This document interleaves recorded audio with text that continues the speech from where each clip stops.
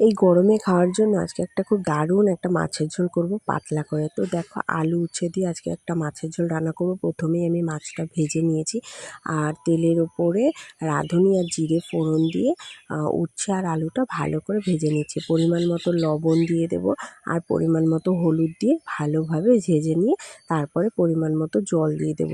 যতটুকু জলের প্রয়োজন, খুব বেশি ঝোলও হবে না আবার একেবারে মাখা মাখাও হবে না।